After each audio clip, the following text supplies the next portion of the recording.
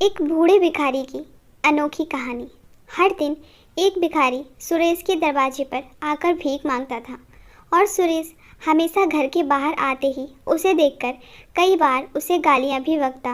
वो कहता, तू जिंदा ही क्यों है? पूरी जिंदगी ऐसे ही भीख मांगेगा क्या? धरती पर बोझ क्यों बना बैठा है? और कभी कभी उस भिखारी को गुस्से में वह धक्का भी मार देता।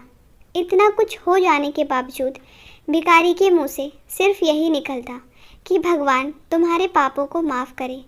एक बार सुरेश को काम में बड़ा नुकसान होने की खबर मिली। सुरेश बहुत परेशान था कि तभी उसके दरवाजे पर वही भिखारी आया। गुस्से में अपना आपा खोते हुए सुरेश ने उस भिखारी को पत्थर दे मारा। पत्थर लगने के कारण भिखारी का सर फूट गया और उसके सर से खून बहने लगा।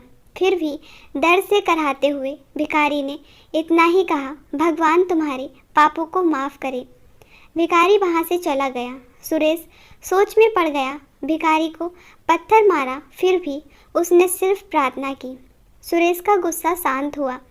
भिखारी का रहस्य जानने के लिए सुरेश ने भिखारी का पीछा करना शुरू कर दिया। भिखारी जहाँ जहाँ जाता सुरेश उसके पीछे जाता। सुरेश ने देखा कि कोई उसको खाना देता, कोई उसको मारता और कोई अपमानित तो कोई गाली देता।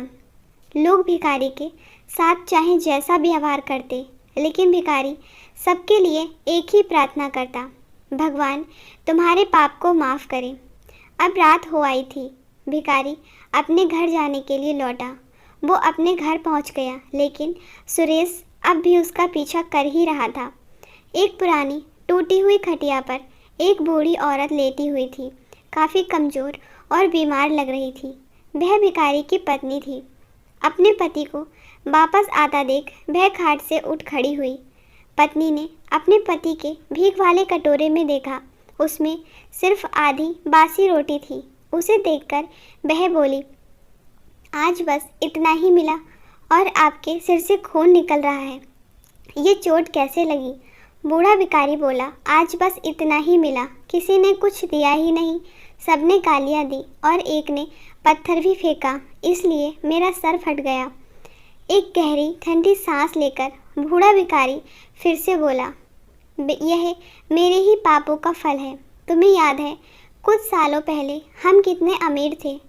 क्या कुछ नहीं था हमारे पास? हमारे पास हर चीज़ ज़रूरत से ज़्यादा थी, लेकिन हमने कभी दान नहीं किया। और उससे भी बुरा हमने उस अंधे भिखारी के साथ किया जो हमारे द्वार पर भीख मांगने आया करता था।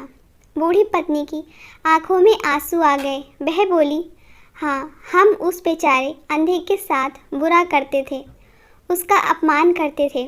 मैंने कभी उसको रास्ता नहीं दिखाया और वह हमेशा दुखी होकर यही कहता कि भगवान तुम्हारे पापों की सज़ा ज़रूर देगा।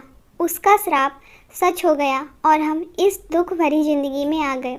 भिखारी बोला, हाँ, उसका श्राप सच हुआ, इसलिए मैं किसी को बद्दुआ नहीं देता, चाहे कोई मेरे साथ कैसा भी बर्ताव करे।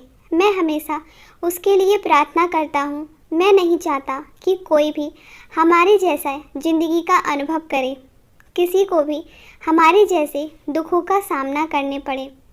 वो नहीं जानते कि वह कितना बड़ा पाप कर रहे हैं, इसलिए अनजाने में हुए पाप की ऐसी सज़ा किसी को भी ना मिले।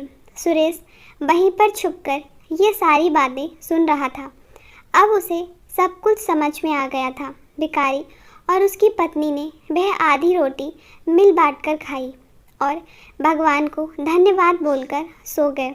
अगले दिन भिखारी फिर से भीख मांगने सुरेश के घर के पास गया।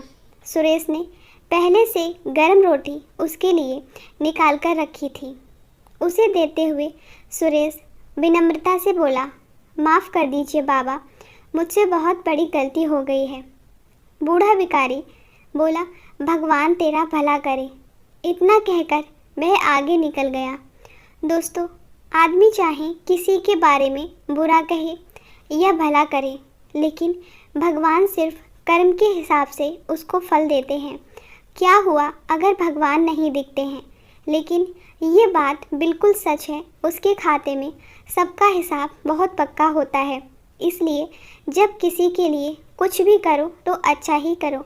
आशा करती हूँ दोस्तों आपको ये वीडियो पसंद आया होगा। वीडियो पसंद आया है तो वीडियो को लाइक, शेयर और कमेंट ज़रूर करें। अगर चैनल पर नए हो तो चैनल को सब्सक्राइब करना बिल्कुल ना भूलें। वीडियो को पूरा देखने के लिए धन्यवाद।